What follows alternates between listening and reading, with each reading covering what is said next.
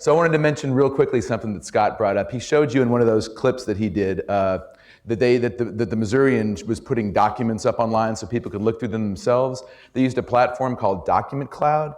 That's something that we run here at IRE. It is absolutely free and available to any news organization. It costs you nothing and you need no technical ability whatsoever. If anyone's interested, we give accounts to news organizations, not to individuals, but I'm not going to spend the time on it now. I'll be around. If you want to learn more about getting one of those accounts, it could be a really cool tool for you to use, and the price, as they say, is right. So we're going to talk a bit about, and like I said earlier, I talk fast, so we'll get everything in that I was going to get in. It's not a problem. We're going to talk some about backgrounding candidates, right?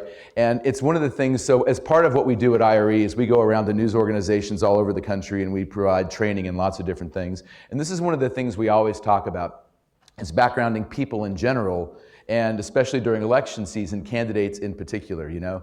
And a lot of times, especially when you're in a smaller community, you think, well, I do not need to background these people because it's a smaller place. We know everybody. You may think you do, and maybe you do, and maybe you don't. And maybe they had a life prior to moving to wherever they are now, or there's all sorts of things. I mean, I'm sure you guys saw something about that story in Flint, Michigan last year, when this guy runs for the city council and nobody finds out until after he's elected. Not one single media organization publishes until after he's elected that he's a convicted killer.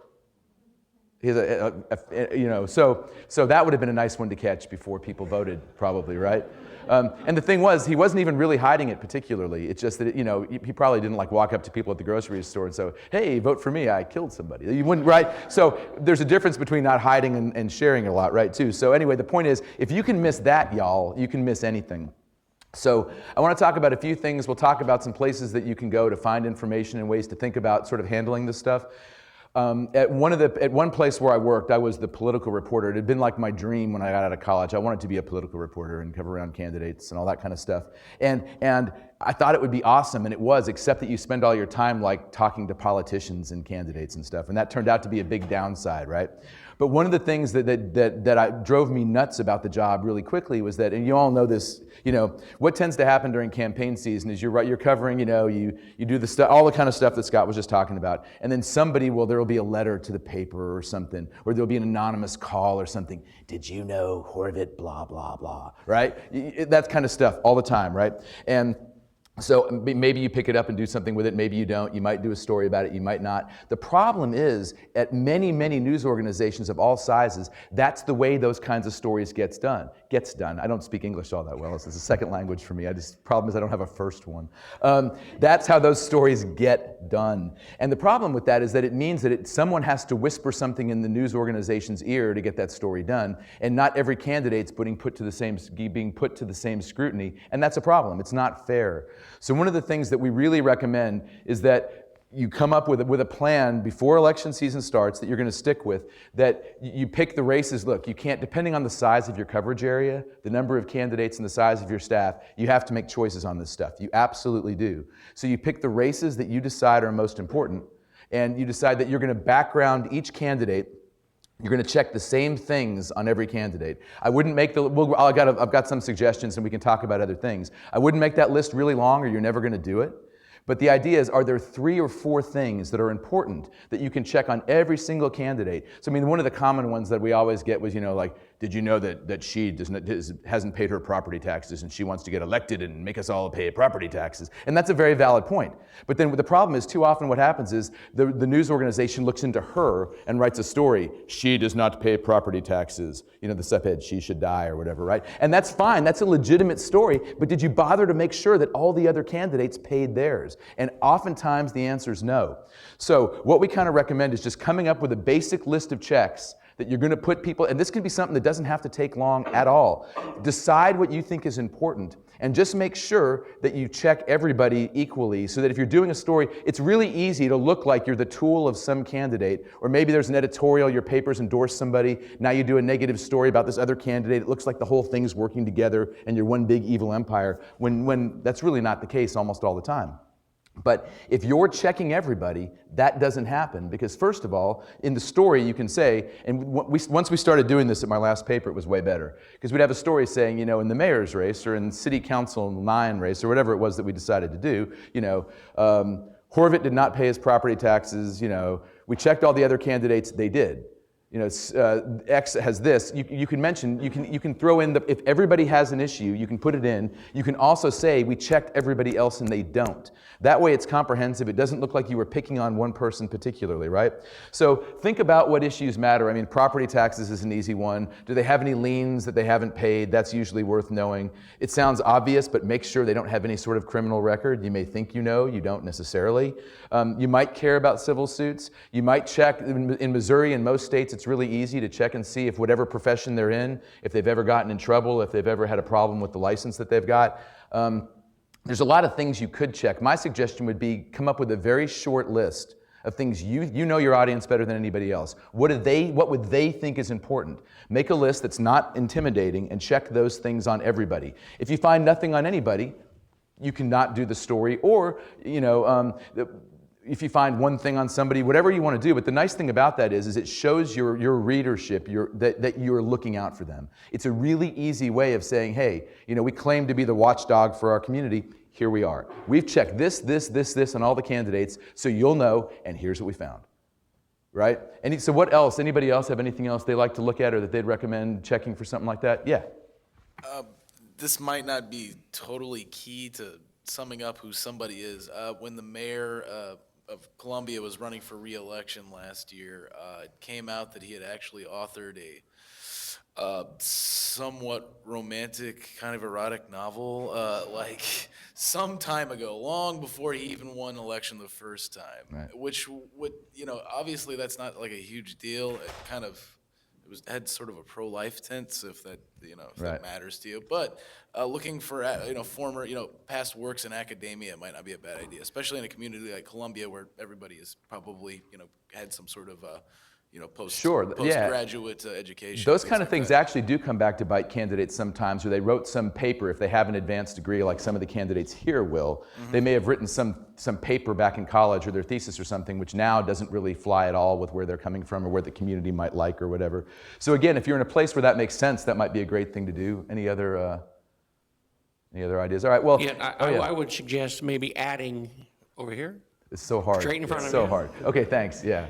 At times when you get, and this might even be related to campaign finance stuff that you'll talk about later, but when you know that they have a campaign committee formed and you see so-and-so's the treasurer, maybe put them through those same groups right there. We'll talk about, when the next session we'll talk about campaign finance, but tracking some of those big donors' ties and things and their backgrounds can be hugely important. And what I'm going to talk about in just a minute are ways you can learn more about the backgrounds of the candidates you're covering, so that when you're looking at some of those contributions, those kind of light bulbs might go off, right? Just a quick note, if everybody who speaks wouldn't mind just being on this side of the room, it would be a lot simpler because Everybody's. yeah, it's awesome. And Mark, here's another thing you might check. Yeah, I know you. Your voice I knew, Al. I'm good with you. All right. Everybody has to have somebody sign their filing papers. Sometimes it's very interesting who signs the papers. Yeah, I think that's what Jody was getting at when he said, look at who the treasurer of the campaign is and check them out too. Right, absolutely. Anybody who's involved with the campaign can be really interesting because who people surround themselves with tells a whole lot about who they are.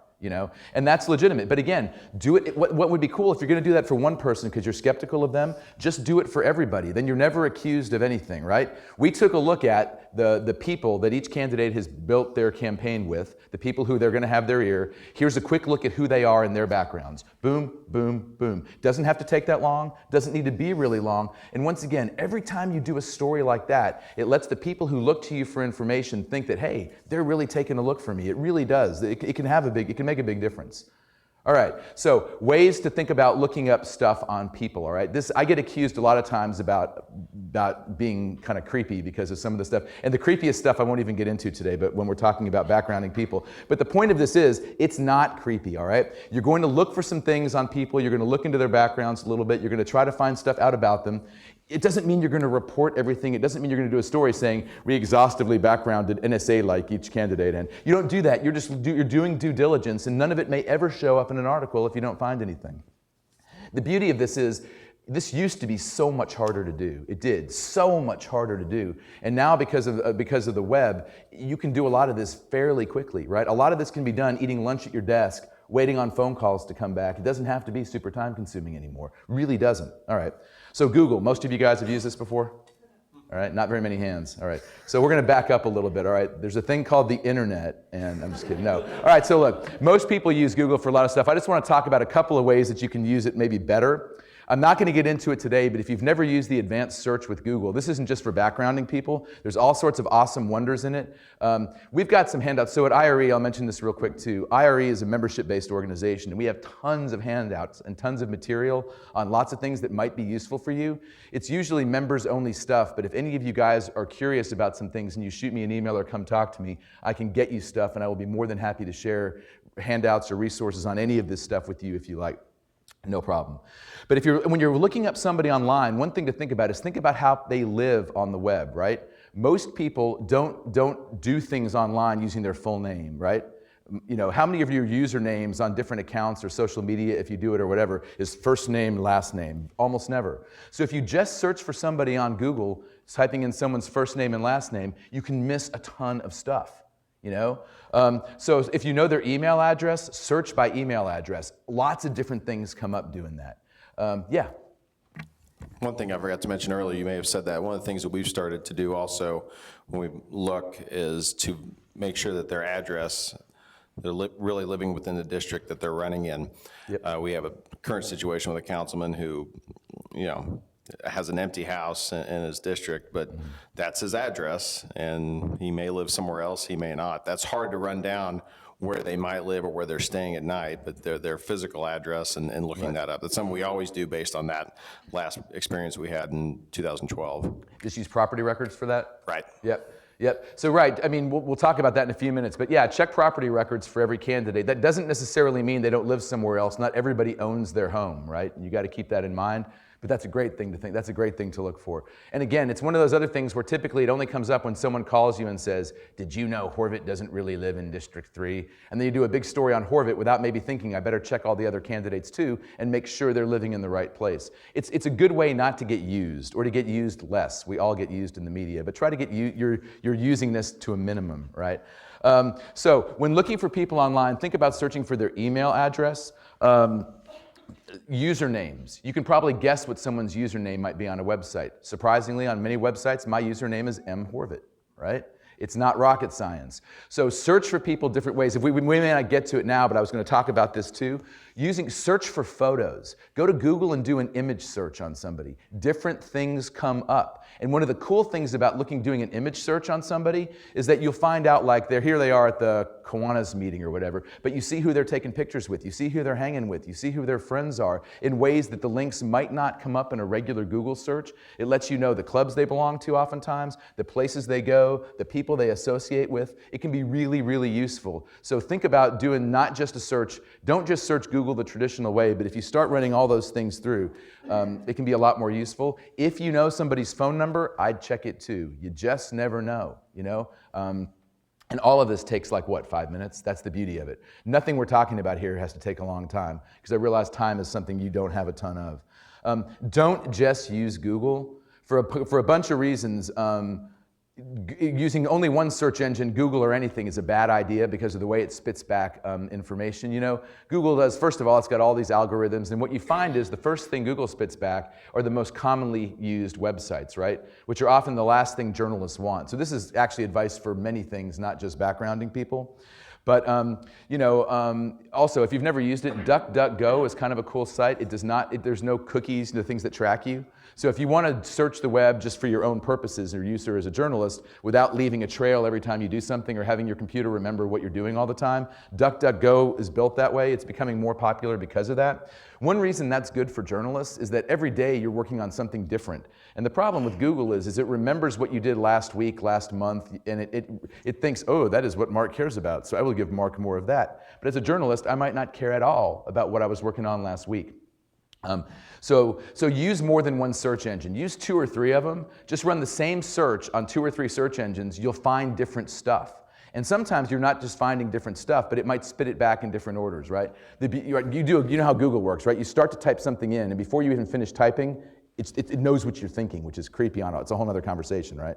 But it's like 3 zillion results in half a second, right? which is awesome, I guess, if you need 3 zillion results. But what if the result you need is number 30,000? You're never going to find it. I bet there's not a person in this room who's scrolled through more than 10 pages in the Google search in your life, and that's pushing it by a lot, right? Okay, except for Scott. But no. Wow. Okay. All right. Yeah. I meant like normal people who. So if you use different search engines, even if they're all finding basically the same stuff, their algorithms might spit it back in a significantly different order. So just try it. And we're going to make this presentation will be made available to all of you guys with these links and stuff if it's at all helpful. So let's see. So some basic stuff. We talked about Google and other search engines. You probably don't need that one so much. The only thing on this slide that I wanted to show you, BRB publications. This is a really cool, the nice thing about, so BRB, what's nice about this is ignore, anytime you go to a website and see a box like this, ignore it. This is an ad and it's going to want to charge you money. But if you go, see it says free public records search, it's misleading. The free part's below. But this is really cool. What they do here is they organize every state, and then they have some statewide resources, and then every single county in the state. So let's say you're trying to figure out, you've heard somebody might have gotten a DWI and it's 3 counties over and you don't know anybody in that county. This can be a really fast way to click on the county and get immediately to figure out, so who's the clerk of court, or where's this department? This is a great site just to bookmark, and then it helps you really quickly navigate local government all over the country if you ever need it. So you might just bookmark this one. All right, let's see. Gonna keep going. Oh, that's not good. There we go. All right, let's see. I'm not going to get into too much of this stuff either. The sex offender registry thing seems really creepy because you think you know people. So we did a story in my last paper. We covered a big city and tons of little towns too. And there was one of the small towns that we covered, and the tip we got was that the city had hired this guy to work in the parks department, you know? So he was working by the parks, and the tip was he was a sex offender. And there's nothing wrong with the city hiring potentially a sex offender, that everybody needs jobs, but perhaps not in the park, you know, right? So the story, it ended up being a great story because they had not done any background checks, though they claimed they had. When we actually asked, they hadn't, because they could have found this in 10 seconds. And the point is, even in a small town where people generally know each other, they hadn't checked this guy out, and they didn't realize he was a sex offender, and it had been a case involving a minor, and that perhaps the parks were not the place for him, right? So you never know. So the link that's here, and I'm not going to mess with it right now, but the link that's here goes to the National Sex Offender Registry, and the good thing about that is that people who commit these sorts of crimes tend to move around a lot. And if you just check one state site, it might or might not find everything you need. This one's run by the Department of Justice, the federal government, and you can type a name in there and you can find anything that comes up anywhere in the country. So it's a little bit creepy, but it's, again, you never know.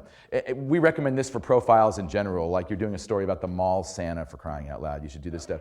But people go, oh, you're a horrible person, but I'm not, because my profile is not going to be, you know, Swafford, the jolly mall Santa, is not a sex offender according to the Tribune's checks. We're not going to do that, right? You look, and if you don't find anything, you just move on with your life, and no one knows that you were creepy about it, right? Probably right.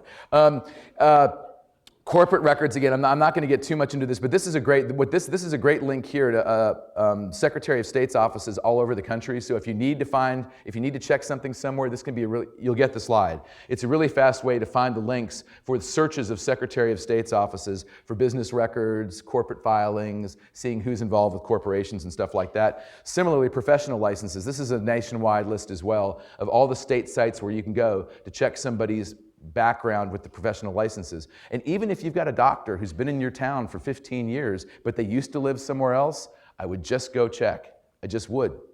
I would. You never know. You never know. Let's see. Questions or comments or thoughts about any of this stuff? Yes. One thing I'll add on the professional licenses in my experience that I would encourage everyone to check on is don't assume your prosecuting attorney has passed the bar if he's running. And also, if they're running, don't assume they're not disbarred. That has come up more times in my career than I'm just stunned at how often that happens. Yeah, in fact, on that point, and I don't have this in the presentation, but that's a great point, get the resumes of everybody who's running, and if you check nothing else, just make sure they graduated from where they say they graduated from. That's an easy thing to check, and you'd be stunned how many times people make that stuff up. You really would. And the problem is, every time you don't check this stuff, and you in your profiles and in your little paragraph about, Horvit, who has a degree from blah, blah, blah, you're just perpetuating the problem if you don't check. And you can call almost any university. It's a simple question. You just say, I just want to confirm that Horvit got his degree, blah, blah, and they will. They won't tell you what I made or anything else, but they'll confirm the fact of your degree or not. I was doing a thing for the Kansas Press Club, the Kansas Press Association a couple years ago, and it was an awesome example of this. So KU, which I'm not even supposed to bring up in this place, but I'll do it briefly. It's a bad story, so it's cool. So KU is announcing in the paper the day I get there, all the papers, like KU is introducing at a press conference their #2 PR dude, right? Whatever, that wasn't the official title, but you get the idea, right? We found the #2 guy to be the spokesperson for our university. The next day's newspaper, #2 spokesperson resigns because not the Kansas City Star, not the Wichita newspaper, but some really small paper, fairly small paper in Kansas, did a great story where all they did was pulled the guy's resume and made a couple of calls same day, found out he lied about having a degree, which is bad if you're a university spokesman, right?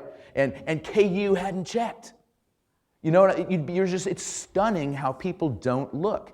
And I don't know if it's that people are too trusting or people are just don't want to put the effort in, or they just think, he's a nice guy. He's got a suit on. He must be telling me the truth. I don't know what it is, but it happens all the time, and it takes no time to check. That was a genius paper. They scooped the state on it, right? And they did it in a day. So just check these things out. These are some cool links that you can use for candidates and actually for anything if you want. These are sites to check. They look up mostly things on social media and stuff like that. Again, I think in the interest of time, I'm not going to go to any of them right now. Well, maybe we could look at a couple. It doesn't matter. This used to be my favorite website in the world. It's not that awesome anymore. And remember, even if you live in a fairly small community, anybody can do anything online, right? You want to sort of figure out a little bit how they're living on their social media if they use it. There we go. Is it gonna? Gracias. All right. So we're just gonna search me real quick. I lead a pure life. Nothing to see here, y'all. All right. So what do you find, right? This is especially so. What's just as a very creepy aside. This is my entire life. It is. I swear to God. This is everywhere I lived except Austin, Texas, where I went to school and lived in dorms and stuff. That's every place I've lived, right? This is my life.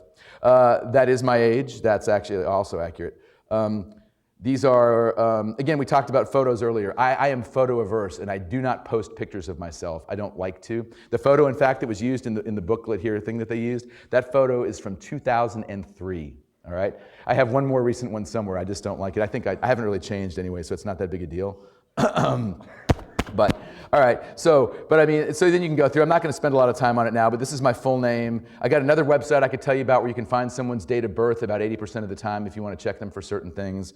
I can share that with you later if you want. I want to talk about a couple of other social media things real quick. I'll skip the first two, even though they're kind of awesome. But Twitter, right? There's a site that I really like called, so first of all, let's say that you've got a candidate in your community who uses Twitter like a lot of people do to get their message out or whatever it might be. Twitter only lets you trace back a very few days on the official site. So other people have developed websites where you can go much, much farther back in somebody's Twitter history. I've got two of them linked here, Snapbird and All My Tweets. And they'll go back years, right? And the cool thing about that is let's say you hear that somebody had tweeted something about an issue that's really important in your community 6 months ago, or before they knew they were going to run for office or whatever, and now their position has completely changed. You could go back and find that because on Snapbird, you can also search by keywords. So you can search by Twitter handle and keywords and go back in time, and you might be able to find out, so what were they saying before they became a candidate, right? That can be interesting. Follow Me, this is a really cool, I'll wrap it up in a second, but this is a really cool site because if you, among the things it lets you do is it shows you the people that they mention the most on Twitter and the people who mention them the most. So if you're trying to find people who know them without just asking them who are your friends or whatever, you can see who are the people that are talking about them the most on Twitter. It gives you a really cool group of people that you can approach if you want to.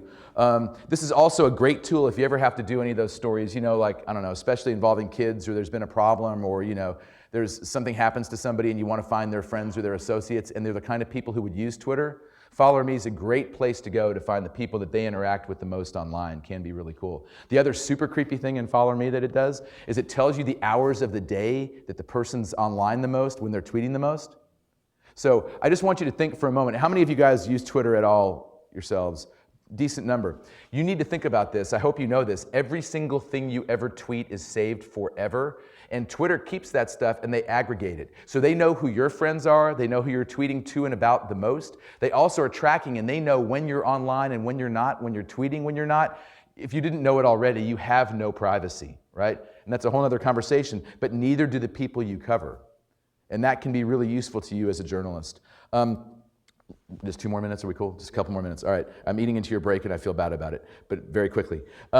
This is the last thing I'll do. And this can be really useful, especially during campaign season. Have you ever had a situation where somebody puts up a website that it's either critical of a certain issue or maybe critical of a certain candidate, and there's no, you know, they don't put on there, the person taking these cheap shots is, and there's like a photo and a bio, right? You don't know who's behind it. Anytime there's a website and you're trying to figure out who's behind it, you can do what's called a domain search. What most people don't know is that registering a website is like registering a phone number. Unless you take extra steps, the registry is public information, and anybody can access it online. I'll show you real quick, and this will be the last thing. But this can be really useful to find out who's behind an issues campaign or who's, let's see, so we'll see. They change it every time I look at it, but let's see if it works. So I'm just typing in IREs just because. Awesome. So this is what you get. Right? And this works, I'd say, about 75 to 80% of the time. It tells me when the site was first put up. It gives me an address. It gives me a phone number. It gives me the name of a person. It gives me all this awesome contact information. I was doing a presentation like this in upstate New York, like for a bunch of small radio stations a few years ago, and they were in the middle of some campaign season. And apparently, like everybody in this community was trying to figure out who'd put up this website that was super critical of this one issue, and by extension, a couple of candidates. There was no contact information. You couldn't tell. Every journalist in this community was trying to figure out who it was. We just typed the URL into this tool, hit enter, and boom, popped right up. It was a guy we were in New York. It was a guy in Austin, Texas, but one reporter in there knew who he was, and they broke a story that nobody else had by spending 5 seconds online, right? And then you're able to call the guy, why are you doing this? You can figure out who they're connected to, all that kind of stuff. It can be incredibly useful. It's also just in your general life, nothing frustrates me more than when you're just trying to, you're at some organization, you go to their website, and there's no phone number, there's no contact, you just have to fill out one of those forms and pray someone will get back to you someday. Try this, get a phone number, and bypass all that junk, you know? So anyway, that is a quick run through of some ideas and ways that you can background people. We'll make the presentation available. I'm going to be around much of the day, and I will also be seeing some of you tomorrow who are doing the data stuff. But thanks for taking the time.